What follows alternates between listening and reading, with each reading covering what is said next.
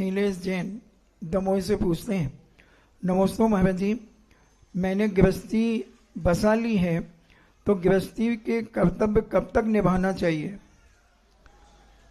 ये तो आपकी क्षमता के ऊपर है। हाँ, ये तो निर्णय आपका खुद का है। चाहो तो आज ही निवृत्त हो सकते हो और नहीं चाहो तो जन्म जन्म तक भी फंसे रह सकते हो। ये परिस्थितियां कायम रखती हैं किस परिस्थिति में आपकी गृहस्थी है। आप गृहस्थी से पलायन करना चाहते हैं या गृहस्थी से वैराग्य लेना चाहते हैं? गृहस्थी से यदि भागना चाहते हैं, पलायन करना चाहते हैं, तो आप गृहस्थी छोड़ करके भी सुखी नहीं रह पाओगे। और वैराग्य यदि तुम्हारे लिए है तो ये प्रश्न करने के पहले ही आपकी अभी तक गृहस्थी छूट गई होती है। एक व्यक्ति ने वैराग्य को प्राप्त हुआ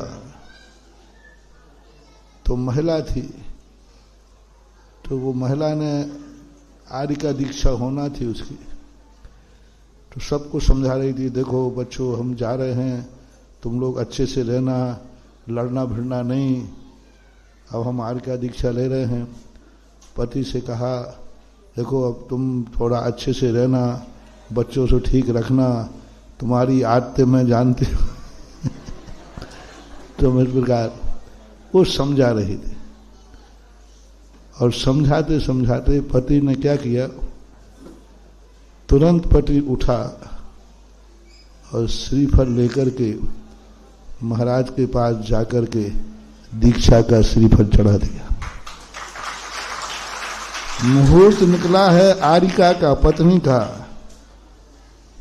पत्नी कहती है, तुमने, मैं तो दीक्षा लेने के पहले कम से कम आपको समझा रही हूं, आपसे पूछ रही हूं, आपने इतना भी कर्तव्य नहीं समझा कि आप दीक्षा लेने जा रहे हो तो कम से कम मुझे बता तो देते, थोड़ा मेरे से कह देते। बोले यही अंतर देख रहा था, तुम्हें वैराग्य नहीं हुआ था, इसलिए तुम्हें घर की व्यवस्था की चिंता थी, और मुझे वैराग्य हो गया, अब क्या समझाना, क्या घर क्या बार, इसलिए मैंने दीक्षा लेने का श्रीफल चढ़ा दिया। तो वैराग्य जब होता है अंतर चेतना से, वह सारी परिस्थितियों को अनुकूल बना देता है। और जब पलायन होता है तो फिर अनेक विकल्प आते हैं।